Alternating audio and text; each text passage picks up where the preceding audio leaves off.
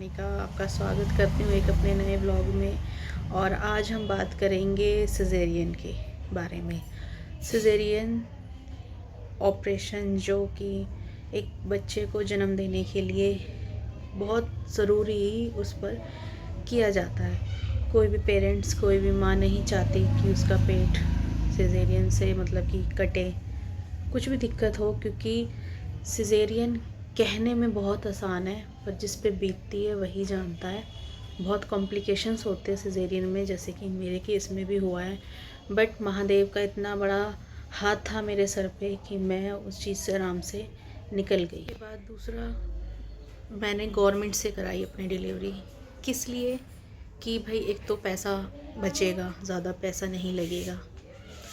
दूसरा, लोगों ने कहा प्राइवेट वाले पैसों के चक्कर में जल्दी पेट काट देते हैं, ये वो ऐसा कुछ एक दिमाग में बिठा देते हैं। फर्स्ट डिलीवरी थी मेरी भी, मुझे भी यही लगा, जिसमें कि मैंने अपना पूरा 9 मंथ जो था मेरा वो मैंने प्राइवेट से कराया है और डिलीवरी मैंने गवर्नमेंट से कराई। मेरे को कोई फ्रेंड्स दर्द वगैरह नहीं आया। मेरा 9 मंथ पूरा हो चुका था, 9 मंथ का भी 1 हफ्ते ऊपर हुआ है मेरे को बेबी। मुझे कोई पेन वगैरह नहीं आया, पर मैं बहुत थक चुकी थी, बहुत पेन में थी मैं। उठना बैठना हर चीज़ से लास्ट दिनों में आपको पता ये दिक्कत हो जाती है। बस मैं रात को महादेव से बोल के सोई, प्रभु अब बर्दाश्त नहीं हो रहा है, अब बस करा दो।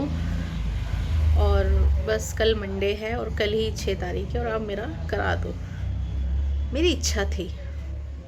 और मैं रात को हस्बैंड से भी जर्नली ऐसे बोली, मैंने कि यार अब बर्दाश्त नहीं हो रहा, कोई नहीं तुम ऑपरेशन से ही करवा दो। पर कहते पता नहीं उगता वक्त का क्या हो जाए। अच्छे भला मैं खाना वाना खा के सोई हूँ और मेरे को फिर रात को 2 बजे पेट में दर्द हुआ। बेबी वाला पेट में दर्द ना हो, मेरे को उल्टी वाला, घबराहट वाला जो होता है, वॉमिट, गैस वाला दर्द हुआ। तो मैं उठी नॉर्मल, मेरे को घबराहट हुई। मैं पहले फ्रेश हुई, फ्रेश होने के बाद फिर मेरे को वॉमिटिंग हुई, तो मुझे खट्टी डकारें आ रही थी, तो मुझे था कि गैस हो गई। फिर मैंने इनो पिया तो मैं थोड़ा ठीक हुई। फिर मैंने 8-10 चक्कर काटे। रात के 2-2:30 बज रहे थे, 2:30 बज रहे थे। और फिर मैं लेट गई। फिर मैं जस्ट लेटी और मेरे को ब्लीडिंग शुरू हो गई। तो मैंने हस्बैंड को बोला भाई चलो आप, क्योंकि मैंने जैसे अभी देखा था कि 9 मंथ की ये मत सोचना दर्द नहीं आ रहा तो घर पे ही रहना, कि दर्द आएगा तभी जाएंगे। तो मुझे थोड़ी डिस्टर्बेंस हो गई थी। तो हम कहाँ थे? हाँ जी। तो हम फिर निकल गए हॉस्पिटल के लिए। बैग्स वगैरह मैंने सब रेडी करके रखे हुए थे अपने, और अपना जो हॉस्पिटल बैग था वो भी, और अपने जितने भी कागज़ वगैरह मेरे थे सब रेडी थे। बस हम निकल गए। उसके बाद फिर मेरे को मीठे मीठे दर्द होने लगे, थोड़े थोड़े दर्द होते होते हम 4 बजे के आसपास हॉस्पिटल पहुंच गए। फिर डॉक्टर ने यही बोला कि नहीं अभी ऐसा कुछ नहीं है, जैसे वो लोग चेक करते हैं। मैं क्या बताऊं खुल के आपको, वही जो इंटरनली चेकिंग होती है वो सब हुई। तो वहाँ की छोटी छोटी एज की डॉक्टर्स थी, आई थिंक, वो सब देख रही हैं और कह रही है ऐसा कुछ नहीं है, अभी तो कुछ जगह नहीं बनी है, ये वो फलाना, ड्रामे मत करो। गवर्नमेंट्स में आपको पता है लेडीज़ें ऐसे ही बोलती हैं। ठीक है भाई, आगे पर दर्द तो मेरे को था, बहुत ज़्यादा सीवियर तो नहीं था बट दर्द था भाई। सुबह 4 बजे से सुबह के 8 बज गए। डॉक्टर्स की भी शिफ्ट चेंज हो गई, अब मॉर्निंग वाले आ गए, इवनिंग वाले चले गए। तो जो इवनिंग वाले थे, जो रात थे, जो कह रहे थे कि कुछ नहीं है आप चले जाओ वापस, हो जाएगी डिलीवरी, पर आज में नहीं हो पाएगी, कल परसों, कल तक रात तक हो जाएगी, क्योंकि जैसा अभी इनको दर्द है तो कल रात तक ही होगी। तो मैंने कि मैं तो घर नहीं जाऊँगी घर जाके दिक्कत होगी, फिर भागना पड़ेगा, तो मैं तो घर जाऊँगी नहीं। मन ही नहीं हुआ मेरा जाने का। और एक मन में ये था नहीं आई हूँ तो अपना बच्चा अपने साथ लेके ही यहाँ से जाऊँगी। तो फिर वही चलता रहा। फिर जो सुबह वाले डॉक्टर आए उन्होंने चेक किया, उनकी मैं बहुत तारीफ़ करूँगी। थी तो लेडीज़ थोड़ी स्ट्रॉन्ग, जैसे और लेडीज़ से लेट हुई थी, डांट रही थी, कर रही थी, मैं भी डर रही थी, बट जेन्युइन उसने जवाब दिया। उसने मेरे को लिया, चेक किया और उसने साफ बोला कि भाई ये बंदी का बच्चा है हेल्दी। और लेडीज़ ने एकदम जेन्युइन चीज़ें बोली कि भाई इसका बच्चा है हेल्दी और ये खुद भी हेल्दी है, और इनका जो नीचे का जो भी उनका सिस्टम होगा उस हिसाब से डिलीवरी नहीं हो पाएगी। क्योंकि जो डॉक्टर थी वो कह रही थी यार कोशिश कर ले, अगली का पेट कटने से बच जाएगा, नॉर्मल करा दो। उसने कि मैम मैं रिस्क नहीं लूँगी, उसको लगातार ब्लीडिंग हो रही है और बच्चा है हेल्दी, जैसे तैसे करके हमने बच्चे को तो हम शायद बाहर निकाल लेंगे, बाद में जो शायद प्लेसेंटा बोलते हैं आई थिंक, जो पीछे का जो मटेरियल होता है वो नहीं निकल पाया तो केस हो जाएगा ख़राब। तो फ्रेंड्स मेरा सडन बेस पे सब चीज़ें हुई फटाफट से, फिर इमरजेंसी में सब चीज़ें हुई, मेरी दोबारा चेकिंग वगैरह हुई, बीपी चेक किए, वो सब उसने कार्ड पे लिख दिया कि अर्जेंट में। तो अर्जेंट में मुझे लाइन में नहीं लगना पड़ा, सब चीज़ें मेरी फटाफट हो गई। थोड़ी सी मेरे से गलती हो गई क्योंकि देखो सोचा नहीं था ना कि सिजेरियन, ये सोच के नहीं गए थे कि सिजेरियन कराना, सोच के ये गए थे नॉर्मल कराना। गवर्नमेंट में जा रहे तो नॉर्मल ही कराएंगे, बट जो ऊपर वाले को मंजूर हो वहाँ पहुँच गए, सब कुछ हो गया। फिर भाई सब कुछ हो गया, उन्होंने कहा भी ब्लड भी रखो क्योंकि सिजेरियन में ब्लड लॉस 1% हो गया ज़्यादा, तो हमारे पास होना चाहिए। तो भाई ब्लड वगैरह का इंतज़ाम किया, सब कुछ हो गया। मैं 12 बजे ऑपरेशन थिएटर में चली गई और महादेव का इतना बड़ा साथ था। मैं आपको फ्रेंड्स बताऊं, मेरे पेरेंट्स आए नहीं थे, आए क्या थे बेचारों को बताया ही नहीं था। गलती मेरी ये होगी, मुझे उन्हें बताना चाहिए था कि मैं हॉस्पिटल में हूँ और आप लोग आ जाओ। हमने उन्हें 10 बजे बताया, तो वो बेचारे निकले और फिर वही उन्हें 1-1.5 घंटा लगा आने में। तो मैं तब तक ऑपरेशन थिएटर में चली गई थी। कहते ऑपरेशन थिएटर में जाने में इतना डर लगता है, ये होता, और मैं इतनी नॉर्मली चली गई। मैं आपको कैसे एक्सप्लेन करूँ, इतना ब्लेसिंग्स थी मेरे ऊपर महादेव की। और देखो फ्रेंड्स, उस दिन मंडे था, मेरे महादेव का दिन, प्रभु ने इतनी हिम्मत दी। आज मैं वो वक्त सोचती तो मैं घबराती हूँ कि यार मैं ऐसी चली गई, मुझे डर ही नहीं लगा। मैं नॉर्मल गई, मैंने फटाफट अपनी बिछिया उन्होंने कहा सब कुछ निकलेगा, नाक वाक का, कान वान का, सब कुछ मैंने निकाला। और मैं किसी से मिली विली नहीं, किसी से कुछ नहीं। मेरी जो हस्बैंड के फ्रेंड थी एक, वो नंद में ही आती, उन्हें मैं नंद ही बोलती, हस्बैंड की फ्रेंड थी, वो मेरे साथ थी बेचारी। और जो मेरे हस्बैंड थे वो नीचे थे, वो कुछ अरेंजमेंट वगैरह कर रहे थे।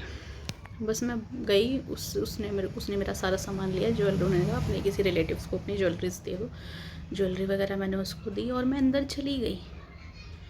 इतनी ब्लेसिंग्स थी मेरे ऊपर महादेव की, प्रभु की, मैं आपको फ्रेंड बता नहीं सकती। अब तो सच में बता रही तो रूज बम्स आ रहे और मुझे रोना जैसा भी फील हो रहा है। और मैं आराम से गई, एनेस्थीसिया मुझे लगाया गया, नहीं तो मैंने सब सर्चिंग की हुई थी कि कैसे लगता है, कैसे क्या होता, तो मैं घबरा रही थी। बट महादेव का इतना ही ब्लेसिंग्स थी कि कब एनेस्थीसिया लगा, कब क्या हो गया, मुझे कुछ नहीं पता चला। और उसके बाद बस मेरा सिजेरियन हुआ और जैसे ही हुआ की आवाज़ आई बस वो तो भी बियॉन्ड वर्ड्स, उसको तो मैं एक्सप्लेन ही नहीं कर सकती वो खुशी क्या थी। और मैं रो रही थी खुशी से। बस मैंने डॉक्टर से बोला डॉक्टर क्या है, तो डॉक्टर ने बोला सबर, अभी बच्चे को हम चेक कर रहे हैं, उसके बाद बताते हैं हम आपको। और बच्चा दे दिया, फिर मुझे दिखाया मेरा बेटा, और हो गट फीलिंग तो खैर मुझे थी कि बेटा ही है, बट देखो पता नहीं होता क्या हो जाए, तो मैं ऐसे ओवर भी नहीं कह सकती थी। बट जैसे उसने दिखाया कि बेटा है, मैं तो खुश हुई। बट फिर वहाँ एक क्वेश्चन मार्क, पॉज आ गया। बच्चा मेरा हो गया, बेबी को उन्होंने शायद बाहर दिखा दिया, हस्बैंड को दे दिया। उसके बाद फिर जब मेरी स्टिचिंग वगैरह वापस से शुरू हुई फ्रेंड्स, तब मेरी हालत ख़राब हो गई। तब पता नहीं मेरा बीपी बढ़ गया, बीपी शूट हो गया, मेरा क्या हुआ मुझे नहीं पता। एकदम से मेरी सांसें रुकने लगी। तो मैं मन में और पूरे ऑपरेशन में बस महादेव महादेव महादेव महादेव, यही मेरे वर्ड्स में था, यही मेरे मुंह पे था, यही मेरे वर्ड्स थे, यही कंटिन्यू मेरे पूरे दिमाग में सिर्फ यही था, महादेव महादेव। कि बस मन में इच्छा ये थी कि बस मेरा बच्चा ठीक ठाक हो और मैं ठीक ठाक अपने बच्चे के साथ अपने घर जाऊँ उसे लेके। फ्रेंड बच्चा तो बाहर ठीक ठाक चला गया। उसके बाद जब मेरी स्टिचिंग्स वगैरह शुरू हुई, मुझे नहीं पता चला क्या दिक्कत हुई, एकदम से मेरी सांसें उखड़ने लगी। तो पहले मुझे लगा नहीं मैं ठीक हूँ, शायद मैं खुशी से ऐसा कुछ फील कर रही हूँ। फिर मैंने खुद से ही कहा कि अगर मोनिका तू बताएगी नहीं तो नहीं पता क्या चलेगा कि मुझे कुछ अजीब फील हो रहा है। फिर मैं डॉक्टर से बोली, मैंने कहा मुझे अजीब सा हो रहा है, घबराहट हो रही है, उल्टी जैसा मन हो रहा है डॉक्टर साहब मेरा। नहीं कुछ खाया था, कुछ खाया था? मैंने कहा हाँ कुछ खाया था। 8 बजे मैंने 2 ब्रेड और चाय पी थी। फिर उसने मुझे जो डांट लगाई, कह रही आपको पता नहीं है, आप लोग केस ख़राब कर देते हो, ये वो फलाना। अब मैं उनसे क्या बोलती कि भाई मुझे नहीं पता था मेरा सिजेरियन होगा भाई, या पहली डिलीवरी थी, ऐसा कुछ नहीं पता था कि भाई इन केस हमें खाना खा के नहीं जाना चाहिए, इन केस अगर नॉर्मल नहीं हुआ तो सिजेरियन पे जा सकते हैं, तो ऐसा कुछ पता ही नहीं था। और उसके बाद मेरी वही जो हालत ख़राब है, मुझे वॉमिट हुई। उन्होंने कहा कोई नहीं घबराओ मत आप। उन्होंने मुझे यहाँ पे फेस टेढ़ा कराया, ट्रे लगाई, मैंने वॉमिट की। उसके बाद उन्होंने मेरे से पूछा भी मैंने कि हाँ घबराहट हो रही है। फटाफट से उन्होंने मेरे को ऑक्सीजन लगाया। फिर शायद उन्होंने आपस में कुछ बात करी, कुछ दवाई ऊपर नीचे ज़्यादा डाल दी थी या कम हो गई थी, पता नहीं, मुझे इतना ध्यान नहीं है। तो फिर उन्होंने भाई मेरे को करा। उसके बाद मैं थोड़ी सेटल डाउन हुई। उसके बाद मुझे एक्चुअल में पता चला कि मेरा बहुत ज़्यादा ब्लड लॉस हुआ था, इस वजह से मेरी हालत ख़राब थी, प्लस मेरा बीपी बहुत बढ़ गया था। और जिसमें कि मुझे कोई बीपी की कोई दिक्कत नहीं है, टच वुड, कोई बीपी की मुझे कोई शुगर बीपी की टच वुड कोई दिक्कत नहीं है मुझे। बट मुझे पता कब चला, जब मेरा ऑपरेशन हो गया, ऑलमोस्ट डन था, बस लास्ट में बैंडेज वगैरह हो रही थी। तो जो कोई भी रूम में आ रहा था ऑपरेशन थिएटर में, सब यही बोल रहे थे इतना ब्लड निकला है, इतना ब्लड निकला है, इतनी चादरी ख़राब हो गई। तो अब मैं तो बिल्कुल ऐसे सीधी थी भाई, मुझे तो कुछ दिख नहीं रहा और मैं ऐसे करके भी नहीं देख सकती थी। बट हर कोई जो भी आ रहा है, 5-6 जने आए, कोई जो भी हेल्पर थे, स्वीपर थे, डॉक्टर्स के साथ की नर्सेस थी, जो भी आ रहा, सबकी यही क्वेश्चन, इतना ब्लड निकला है इसको, इतना ब्लड निकला है इसको, इतना ब्लड निकला है, हर कोई। फिर वही ऑपरेशन वगैरह हो गया, मैं बाहर चली गई। फिर मुझे बाहर जाके वो ब्लड चढ़ा मेरे को, बीपी मेरा कंटिन्यू चेकिंग पे था। फिर मुझे 2 दिन बाद मेरी नंद ने मुझे बताया, मुझे तब तक तो मुझे था हाँ कुछ था, ब्लड निकला है ये वो, कुछ दिमाग पता ही नहीं था ना कि मुझे स्पेशल ब्लडिंग क्यों चढ़ रही है, क्योंकि मेरे साथ में 3-4 लेडीज़ के ऑपरेशन साथ में थे, किसी को कोई ब्लड नहीं चढ़ रहा था, किसी का कोई बीपी का कुछ नहीं था। मेरे को बीपी कंटिन्यू पूरा एक दिन बीपी चेक रहा, मिनट में मेरा बीपी चेक रहा है, मिनट में मेरे को पूछने आ रही थी सिस्टर्स की कोई दिक्कत तो नहीं, खून चढ़ रहा है तो कोई अजीब सी दिक्कत तो नहीं हो रही, खारिश वारिश तो नहीं हो रही। फिर मेरी नंद ने उस वक्त नहीं बताया, बाद मेरी नंद ने मुझे बताया कि भाभी आपकी हालत बहुत ख़राब थी, आप जब अंदर थी तो हमें बाहर आके बोला गया था कि केस ख़राब होता नज़र आ रहा है हमें, क्योंकि उसका ब्लड रुक नहीं रहा है, अगर ये अभी नहीं रुका तो हमें इसको रेफ़र करना पड़ेगा किसी और हॉस्पिटल में, दिल्ली के किसी अच्छे हॉस्पिटल में। तो उसने बताया भाभी तब हमारी हालत ख़राब हो गई थी, और भैया की भी, रोहित की भी, कि भाई कुछ भी हो सकता, क्योंकि हमारे सामने एक केस वहाँ पे ख़राब हुआ था, वो नॉर्मल था, बट कुछ पेशेंट की अपनी ही कमी से, दिक्कत से केस ख़राब हुआ था।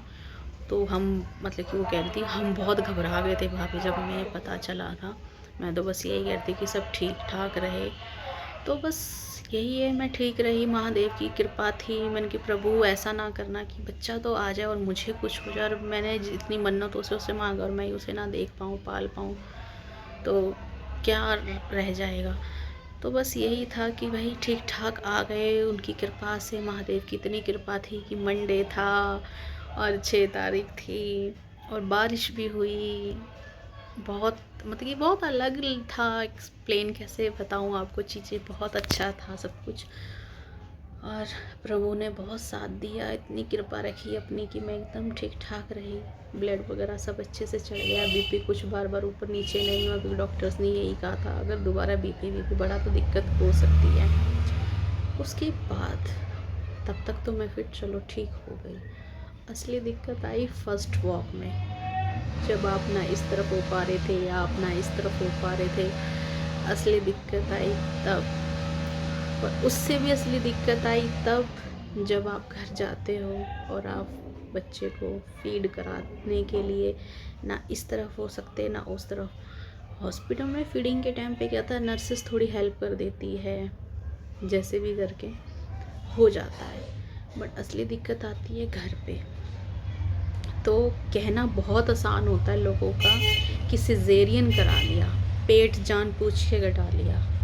तो मैं उन औरतों से, ये औरत ही औरत की दुश्मन होती है, मैं उन बदतमीज औरतों से यही कहूँगी कि जानबूझ के अपना पेट कोई नहीं कटाता है। तुम्हारा ऑपरेशन अगर हो नॉर्मल से हो गया है बच्चा, दूसरा भी नॉर्मल चाहता था पर नहीं हो पाया।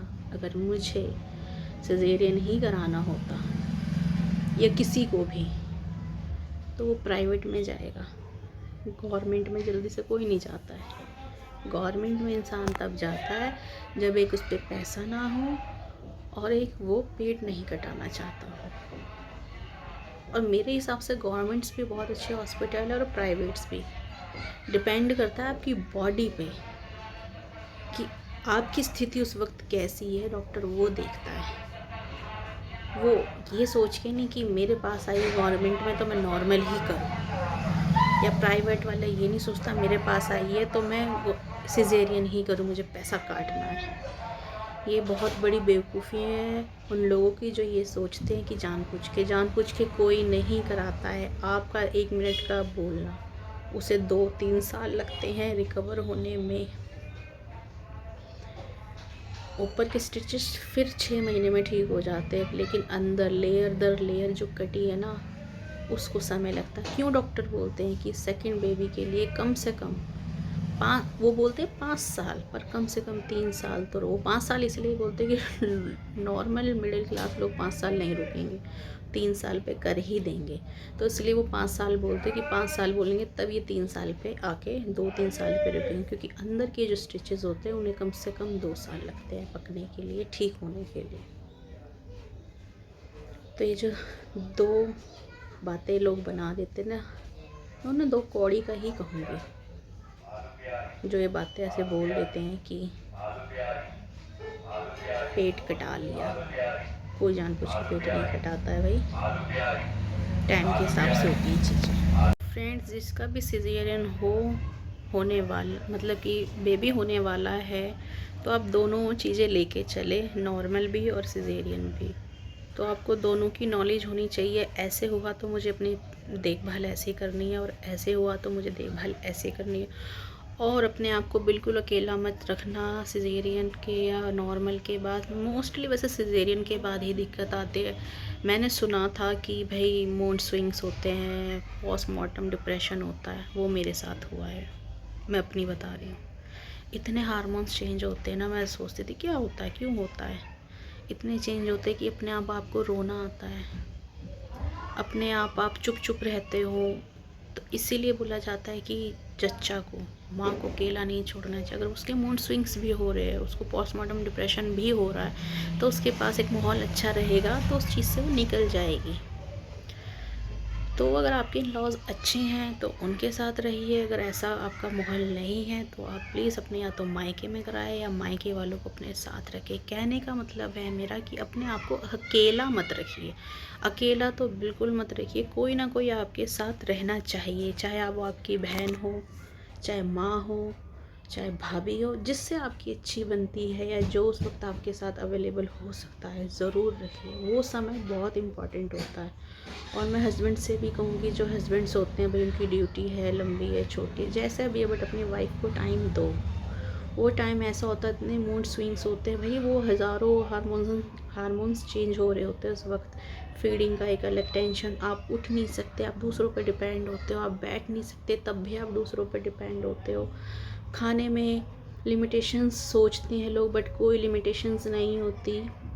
थोड़ा सा फीका छोड़ के आप सब कुछ खा सकते हो।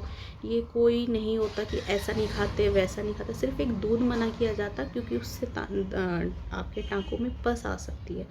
उसके अलावा आप सब खा सकते हो। अरे आप फीड करा रहे हो बच्चे को, उस टाइम आप फीड करा रहे हो तो आपको खुद खाने की तो ज़रूरत होगी। जितना देखो आप अच्छा खाओगे उतना आप अच्छा हेल्दी रहोगे, जल्दी रिकवर होगे। तो अपने खाने की क्वांटिटी बहुत अच्छी रखनी है, भूखा नहीं रहना है।